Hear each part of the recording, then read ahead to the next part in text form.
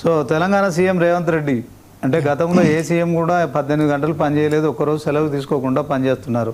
నిజంగా నేను చూసిన మేడారంకి వెళ్ళిరు, పరకాల వెళ్ళిరు, అంటే ఇన్ని జిల్లాలు పర్యటించడము, తర్వాత ఆయన ప్రతిరోజు ప్రజలతో మమేకం అవుతున్నారు, చేసిన అభివృద్ధి చెప్తున్నారు. ప్రతిపక్షాల ఏదైతే వాళ్ళు చేయలేని ఏదైతే ఉందో వాళ్ళ వైఫల్యాలను కూడా ఎక్కడికక్కడ చేస్తున్నారు.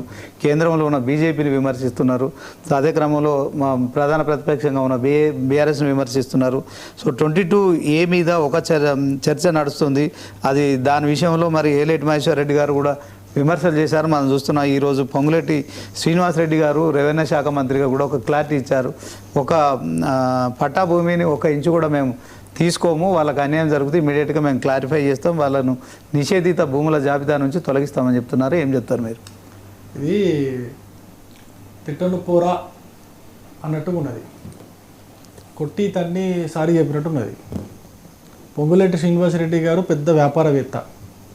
ఆయన ప్రభుత్వంలో ఉన్న కాంట్రాక్టులు, మేజర్ కాంట్రాక్టులు అన్నీ కూడా ఆయనకు కావాల్సిన వాళ్ళకి, ఆయన సొంత కంపెనీలకి ఇచ్చుకుంటున్నారు. ఆయన దాంతో 1000 కోట్లు ఆయన వెనకేసుకుంటారు. అది సరిపోక ఇప్పుడు కొత్తగా రెవెన్యూ శాఖ మంత్రి కాబట్టి ఈ రెవెన్యూ భూముల పైన పడి ఎక్కడెక్కడైతే కమిషన్లు దండుకోవాలో ఆ కమిషన్లు దండుకునే వ్యాపారం మొదలుపెట్టిండు. 22A మొత్తం మళ్ళీ ఎక్స్టెండ్ చేసి మళ్ళీ పైనుంచి ఏం చేస్తున్నాడు, రాయితోని తల మీద పట్టుకుని ప్రాణాలను కొట్టేసి 10 కుట్లు పడ్డాక వచ్చి బలం రాసినట్టు ఉన్నది కథ. మేము ఏమైనా ఉంటే తీసేస్తాంలే అని చెప్పినట్టు ఉన్నది. ఇదంతా ఒకటే దందా, ప్యూర్ దందా.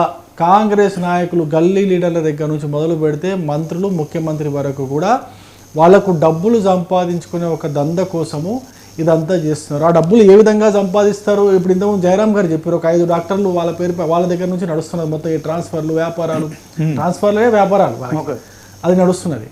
అట్లనే రెవెన్యూ డిపార్ట్మెంట్లో కూడా ప్రతి ఒక్క SRO నుంచి ఎంత పోతుందో తెలుసా అండి?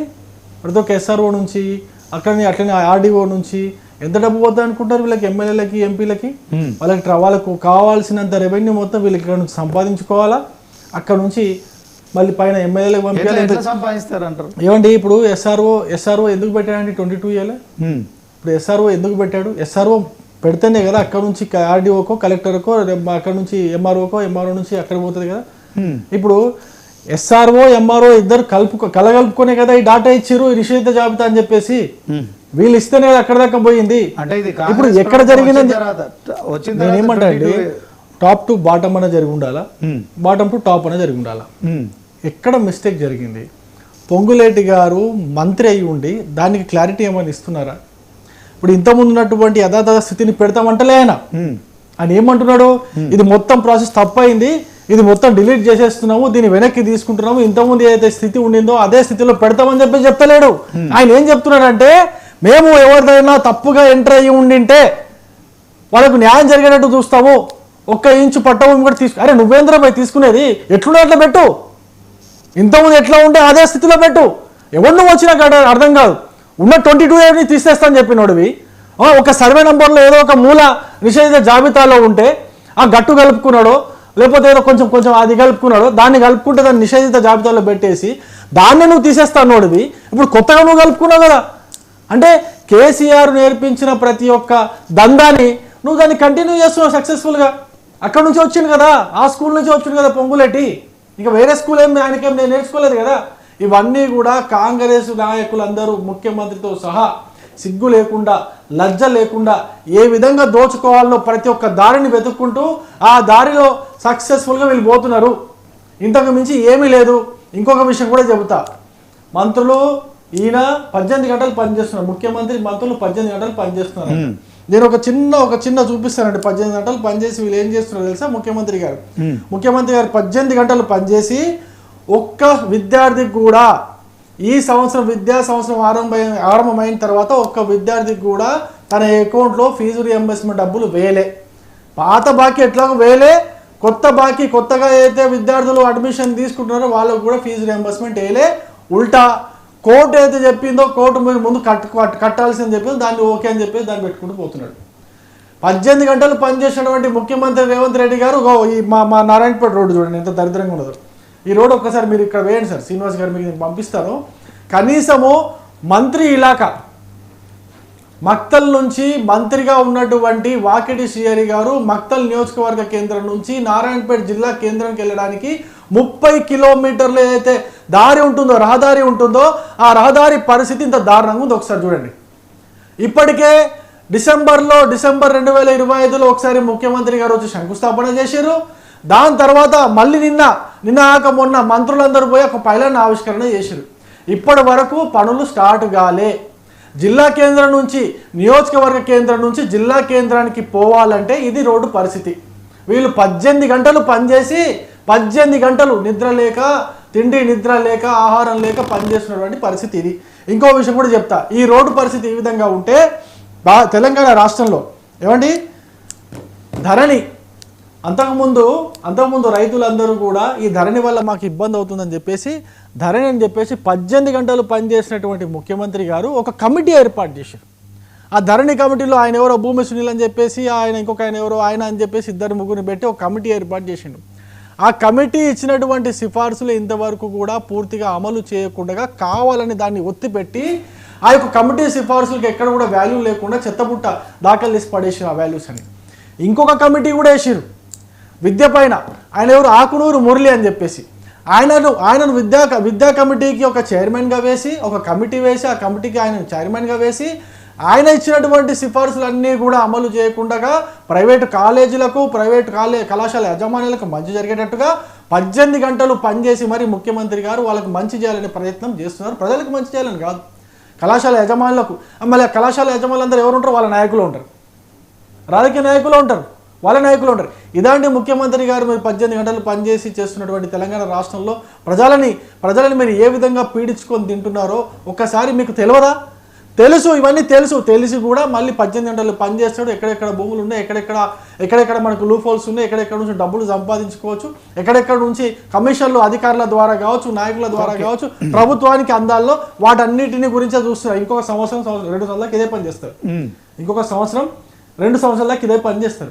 ఎలక్షన్కి 6 నెలల ముందు 7 నెలల ముందు మళ్ళీ అన్ని పథకాలను అమలు చేస్తారు. లబ్ధిదారులకు అందరికీ పైసలు లేకుండా చేస్తారు. దాని తర్వాత ఏదో సామాజిక సేవ చేస్తున్నట్టు మళ్ళీ యాక్షన్లు చేస్తారు. ఫోజులు ఇచ్చుకుంటూ పోతారు. మళ్ళీ ఏడుస్తారు. ఎలక్షన్ రాగానే మళ్ళీ గెలిచే ప్రయత్నం చేస్తారు. తెలంగాణ ప్రజల్ని మొత్తానికి పిచ్చోళం చేసే ప్రయత్నం చేస్తున్నాడు రేవంత్ రెడ్డి. అంతకుముందు కేసీఆర్ అయితే చేసిండో అదే బాటలో రేవంత్ రెడ్డి వారసత్వంగా పుణికి పుచ్చుకొని అదే బాటలో సక్సెస్ఫుల్ గా నడుచుకుంటూ పోతున్నాడు. కేసీఆర్ వల్ల కావచ్చు, రేవంత్ రెడ్డి వల్ల కావచ్చు తెలంగాణ ప్రజలకు ఇంతవరకు దరిద్రం చుట్టుకుందే కానీ ఎవరికి ఒక్కలకు కూడా మంచి జరిగింది అనేది ఇంతవరకు లేదు. నేను ఇంకో విషయం, ఒక చిన్న విషయం కూడా చెప్తాను శ్రీనివాస్ గారు, ఏమనుకోవద్దు. ఇంతకుముందు మన జయరామ్ గారు మాట్లాడినట్టు హాస్పిటల్స్ విషయంలో మాట్లాడినట్టు సార్, దేశం మొత్తం మీద దాదాపు కొన్ని 100 హాస్పిటల్స్ ఓపెన్ అయినాయి, కొత్త రిక్రూట్మెంట్ జరిగినాయి. కానీ తెలంగాణలో ఇంతవరకు కూడా రిక్రూట్మెంట్ జరగలేదు. నేనేమంటా సార్, నిమ్స్ నుంచి దాదాపు 120 మందినో 105 మందినో 100 మందినో నిమ్స్ నుంచి డిప్యుటేషన్ పైన టీమ్స్ లో వేసినారు. మరి నిమ్స్ పరిస్థితి ఏం కావాలి సార్? నిమ్స్ కూడా చాలా రష్ హాస్పిటలే కదా, అక్కడ కూడా చాలా మంది వెళ్తూ ఉంటారు కదా. నిమ్స్ నుంచి ఇంతవరకు వేసినారు. సరే ఓకే, మంచి పని చేశారు. వేసిన తర్వాత సార్ ఒక్కరికన్నా ఆరోగ్యశ్రీ పథకము 10 లక్షల రూపాయలు ఏ హాస్పిటల్లో అమలు అవుతుందో ఒక్కసారి చెప్పండి. ఇప్పుడు గవర్నమెంట్ ఎయిడెడ్ హాస్పిటల్ అయినటువంటి నిమ్స్ లోనే ఈ ఆరోగ్యశ్రీ అమలు అవ్వట్లేదు. ఆరోగ్యశ్రీ వదిలేయండి, వీళ్ళు ఇస్తున్నటువంటి లెటర్లు ఇస్తారు కదా, ఎమ్మెల్యేలు మంత్రులు ముఖ్యమంత్రి సీఎం లెటర్ అని చెప్పి అంటారు కదా, లెటర్ ఆఫ్ క్రెడిట్ ఇస్తారు కదా, అది కూడా పనిచేస్తలేదు నిమ్స్లో. కనీసం బెడ్లు కూడా దొరుకుతారు. ఏం పాలన అండి ఇది? నాకు అర్థం కాదు. ఇది పాలన, తుగ్లక్ పాలన అంటారు దీన్ని. మళ్ళీ పెద్ద స్పీచ్లు ఇస్తున్నాడు ఆయన, వచ్చేసి ఏం మాట్లాడుతున్నాడు ఆ స్పీచ్లు. ప్రతిరోజు ఏదో ఒక మీటింగ్ పెడుతున్నాడు, ప్రతిరోజు ఏదో ఒక మీటింగ్ పెట్టి ఏదో ప్రజల నుంచి అంతా పైసలు ఇచ్చి పబ్లిక్ ని తీసుకొచ్చి కూర్చోబెట్టేసి ఏదో బలం చూపించుకోవాలని అనుకుంటున్నాడు. మీ యొక్క బలము తెలంగాణలో మీరు ప్రజలకు చూపేకండి. మీరు మీ యొక్క రాహుల్ గాంధీకి సోనియా గాంధీకి చూపించుకోండి. కానీ తెలంగాణ ప్రజలు కోరుతున్నది ఒకటే, తెలంగాణ ప్రజలు కోరుతున్నది ధరణి కావచ్చు, భూభారతి కావచ్చు, ఫీజు రియంబర్స్మెంట్ కావచ్చు, ఆసుపత్రుల్లో ఆరోగ్యశ్రీ కావచ్చు, అదే విధంగా మీరు ఇస్తున్నటువంటి ఎల్ఓసి లెటర్లు కావచ్చు, వీటన్నిటిని కూడా వెంటనే అమలు చేయండి, పింఛన్లు చేయండి. వీటి కోసం తెలంగాణ ప్రజలు మీకు ఓటేసినారు, తెలంగాణ ప్రజలు మిమ్మల్ని ముఖ్యమంత్రికి ఎన్నుకున్నారు. వీటి కోసం పనిచేయండి. కానీ ఎంతసేపు కాంట్రాక్ట్లు 22 ఏళ్ళు, అదేవిధంగా జిహెచ్ఎంసీలో మీరు చేస్తున్నటువంటి అక్రమాలు, ఓసీ పేరుతో మీటర్లు ఇవ్వకుండా, కరెంట్ ఇవ్వకుండా బిల్డర్లను ఇంట్లో కొత్తగా ఇల్లు కట్టుకున్న వాళ్ళని కూడా వాళ్ళు భావిస్తున్నారు. ఇంకొక చిన్న విషయం సార్, ఒక చిన్న విషయం, 1,00,000 ఇందిరం ఇల్లు అని చెప్పేసి నగరంలో ఉన్నటువంటి ప్రతి ఒక్క మెట్రో పిల్లర్కి 1,00,000 ఇందిరం ఇల్లు అని చెప్పేసి వీళ్ళు ప్రచారం చేసుకుంటున్నారు సార్. 1,00,000 ఇందిరం ఇల్లు అంటారు. 1,00,000 ఇందిరం ఇల్లు అవును, హైదరాబాద్ కట్టిస్తా అంటున్నారు. 6 లక్షలు కట్టాలంట. 6 లక్షలు మేము ఇస్తే మీరేంది కట్టేది? నాకు అర్థం కాదు. 6 లక్షలు మేము ఇస్తే మీరేంది కట్టేది? మేము కట్టుకోలేమో, మాకు చేత కదా. ఈయన ఇస్తున్నటువంటి భూమికి మళ్ళీ ఆయన జస్ట్ భూమి ఇచ్చి 6 లక్షలు మందరు తీసుకొని కన్స్ట్రక్షన్ చేసి ఇస్తే దానికి ఇందిరం ఇల్లు అని పేరు ఎందుకు పెట్టాలి సార్? ఇందిరా మిల్లని ఎందుకు పేరు పెట్టారో నాకు అర్థం కాదు. ఇంకొక చిన్న పాయింట్ కూడా చెప్తాను. స్మార్ట్ రేషన్ కార్డులు ఇచ్చిండు. స్మార్ట్ రేషన్ కార్డులు ఇచ్చి స్మార్ట్ రేషన్ కార్డులలో ఆయన మరి మోడీ గారి ఫోటో ఎందుకు పెట్టారు? స్మార్ట్ రేషన్ కార్డులో ఇస్తున్నది ముఖ్యంగా ఇస్తున్నది బియ్యమే కదా సార్. ఆ బియ్యానికి డబ్బులు మొత్తం సెంట్రల్ గవర్నమెంట్ నుంచి వస్తున్నాయి కదా. మరి సెంట్రల్ గవర్నమెంట్ నుంచి వస్తున్నప్పుడు మరి సెంట్రల్ గవర్నమెంట్ నుంచి 42 రూపాయలు ఇస్తున్నారు సార్. 42 అంటే దాదాపు 90% సెంట్రల్ గవర్నమెంట్ డబ్బులే. 92% సెంట్రల్ గవర్నమెంట్ డబ్బులే. అరే మోడీ గారు ఫోటో ఎందుకు పెట్టారు? సరే పోనీ ఒక పని చేయి, నీ ఫోటో ఎందుకు పెట్టిన? శివకుమార్ లాల్ గారు, శివకుమార్ గారు, హలో శివకుమార్ గారు, అయిపోయింది.